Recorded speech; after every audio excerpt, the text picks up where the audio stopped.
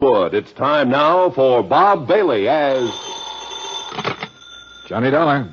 Mr. Dollar, this is Father Taggart. I'm calling you from Ossining. I'm one of the chaplains here at Sing Sing. Oh, yes, sir. What can I do for you, Father? Well, nothing for me, Mr. Dollar, but possibly for someone else. Michael Cairn, one of our inmates, asked me to contact you. Michael Cairn? Mm-hmm. You remember him? He wasn't sure you would.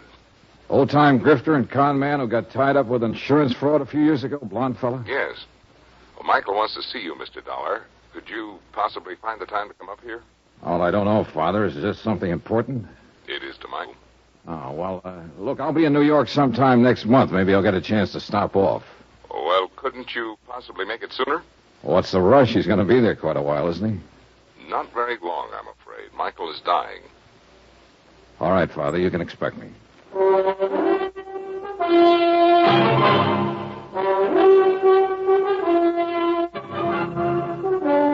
Welcome to Johnny Dollar. Beginning tonight and every weekday night, Bob Bailey in the transcribed adventures of the man with the action-packed expense account. America's fabulous freelance insurance investigator. Yours truly, Johnny Dollar.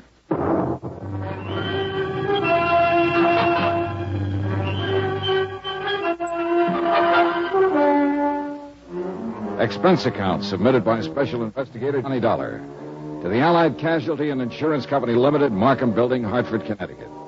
Attention, Ed Barth, Controller's Office. This is an accounting of expenditures during my investigation of the McCormick Matter.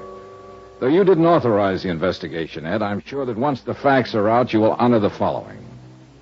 Expense account, item 1, $7.95. Train fare and incidentals, Hartford to Ossining, New York. I was admitted inside the prison and greeted by Father Taggart. He's a tall, mild-looking man, a Jesuit, I believe. He had a pass all ready for me, and he led me straight to the prison infirmary. Just in here. Michael will certainly appreciate your coming, Mr. Dollar. I hope it satisfies whatever's on his mind. I can't imagine what it would be. You know it was my investigation and testimony that put him in here, Father. He told me all about that. I'm sure it has nothing to do with why he wants to see you. See, his lungs started to go about 2 years ago, and there's just been no way to arrest the condition.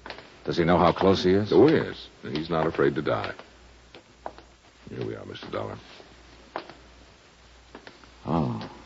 What? Hardly the same man I remember, Father. He's had it bad lately. Lost a great deal of weight. Yeah. Asleep? Yes. Michael. Michael. Oh. Hi, Father. I brought someone to see you. What do you say? Hiya, Mike.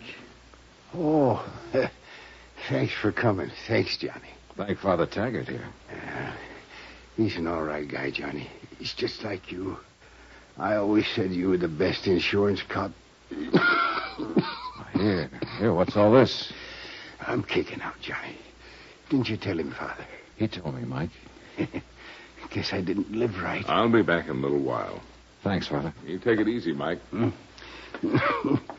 A lousy place to die, prison. But I ain't got my choice, thanks to you. Well, it's just that you picked to do a couple of things that the law and some insurance companies didn't agree with, Mike. I don't hold none of that against you. The guy does what he does. I don't know how to tell you this. Maybe I better get the doctor. You shouldn't be talking so much. No, wait. Johnny, look, you know I'm no crybaby. When the doctor gave me the news, I got to thinking. I ain't scared to blow out, you understand? I know, Mike, I know. It's just that I had a wife once, a long time ago when I started out. Oh? Yeah. Then I just kind of drifted out of her picture one day. Ain't got a cough drop, baby. Yeah, I guess it wouldn't cure what I got. Anyhow, I got to do something for her before I... Well, Johnny, I lay here and I get myself an idea. Yeah, Mike? Johnny, if there was some real easy money lying around, would you pick it up for me? Depends on how clean it is, Mike, and where it's lying. Yeah, sure. Well, it's clean, all right. You can find that out for yourself. All right. Now listen. Till they moved me down here in the infirmary, I roomed upstairs with Joe Panny. You know him? No, don't believe I do. Car thief from the Hay States. He got his sabbatical 3 weeks ago. Paroled. Uh-huh. Well, I've been in the camp with a lot of guys, but Jojo Penny takes the cake. He's got a little old 5-year trick to put in. This Jojo, he does it like a vacation. You know, a real picnic. Every time he gets a chance out in the yard, he's taking sun. So he don't get the color, see? Yeah. When they push him in with me, I notice this. And I get to going over it in my head. Yeah. Why does a guy whistle in a cell, Johnny? Why is he treating it like a rest home? Short term. He's got something outside waiting. That's it, baby. He's got something waiting from outside. Something that he knows will keep safe. Money. Thought you said this was legitimate, Mike. It is. Now, wait. I didn't ask Jojo anything about this. No, I figured it out myself. Then a couple of times I hear him yelling in his sleep. McCormick, he yells. McCormick. Huh? Makes sense now, Johnny? Not yet. The big heist, Johnny, the big heist. A few years ago, a rich guy named McCormick out on Long Island or someplace like that gets turned over for $100,000 worth of jewelry. You remember? Vaguely. Yeah, well, I'm thinking that Jojo Penny was in on it somewhere. Else why would he be singing and whistling and chilling himself around this flytrap for 5 years? Else why would he be talking about that when he's sleeping? McCormick. Yeah. Maybe you've got something, Mike. I know I got something, Johnny. And you got something, too. Oh, now, Mike, take it easy. Oh, I'm all right. Don't you see? The insurance company must have a reward out. They always do. A reward. Yeah, but Mike, look. I tell you, Jojo is the ginzo that done the job. Or he knows who did it. So, you look into it. Work on it. Maybe turn up the stuff and get the reward. Good clean coin. Yeah. Yeah. Send half up to my old lady, will you? You keep the rest yourself. What do you say? Huh? Will you?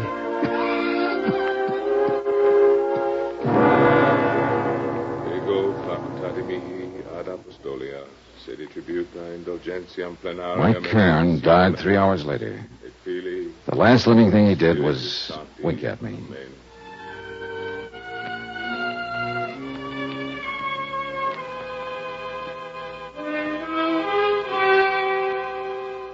Expense account, item 2, $14.20. Train fare and incidentals, Ossining to New York.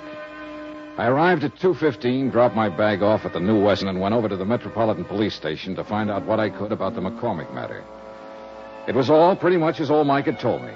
A Julian McCormick living on Long Island had suffered a $100,000 jewelry burglary in 1951. 12 suspects had been arrested and released. The case was marked open and unsolved. Allied casualty had been the insurance company involved. This is the adjustment office. Frank Porter speaking. My name's Johnny Dollar, Mr. Porter. I'm an investigator. Oh, I think I've heard of you, Mr. Dollar. Yeah? Wonder if you could give me a little information about a claim your company handled in 1951. A man named Julian McCormick out on Long Island. Gee whiz, a long time ago. What about the McCormick claim? I might have some information on it. I don't know yet. It's a long chance.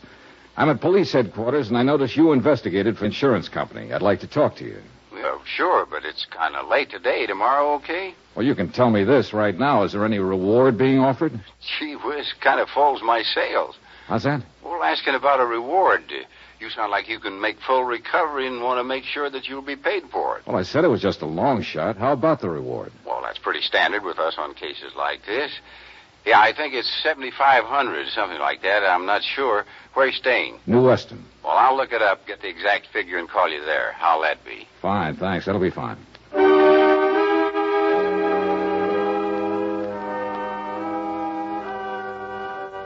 Before I left the police station, I turned out a mug on Jojo Penny. He was a big, broad-shouldered lad with plenty of beef, and a list of petty convictions, 4 of them in New York State. The last one was for carrying concealed weapons. His parole status was good, though, and the parole officer furnished me with his home address. The Allen Hotel, rates day, week, a month, 115th Street.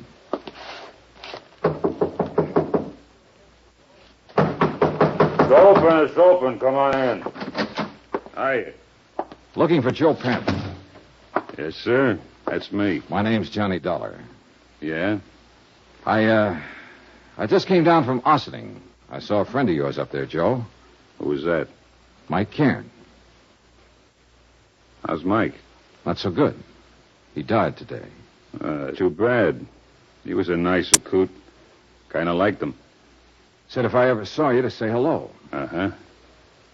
He didn't give you my address. No, I got it from the parole office. You some kind of cop? No, I work for an insurance company. Oh. Buy you a drink? Sure. Why not?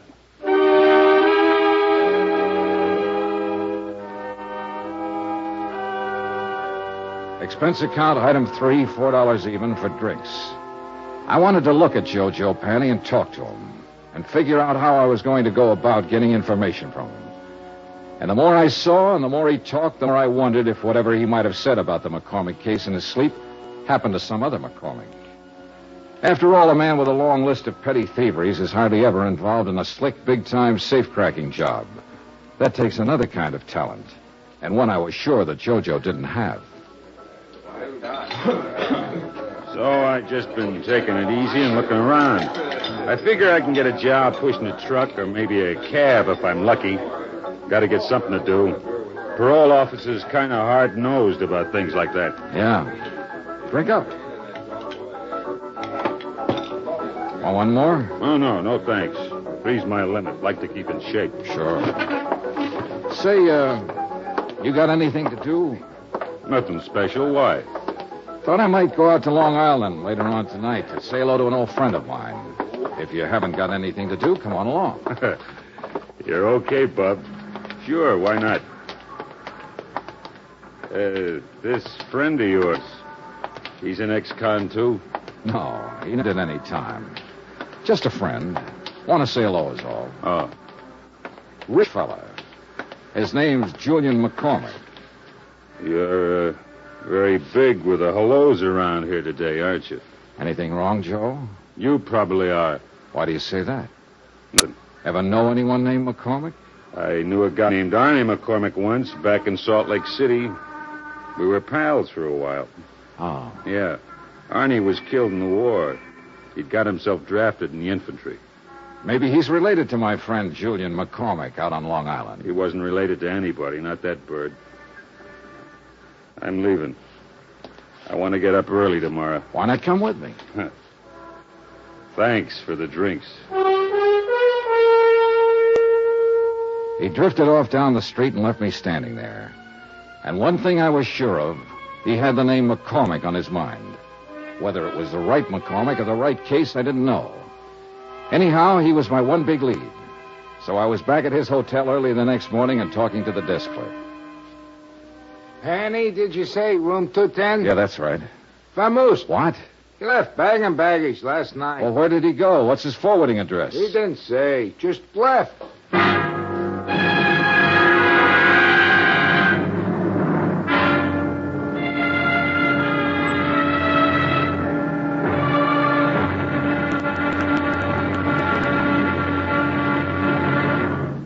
Now, here's our star, Bob Bailey, to tell you about tomorrow's episode. Thanks. Tomorrow, there's living proof that a pretty girl can be just as dangerous as a pretty girl.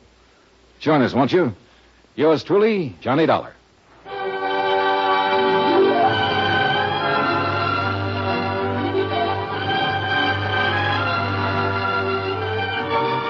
Yours truly, Johnny Dollar, is transcribed in Hollywood. Written by John Dawson, the entire production is under direction of Jack Johnstone. Be sure to join us tomorrow night, same time and station, for the next exciting episode of Yours truly, Johnny Dollar. Roy Rowan speaking.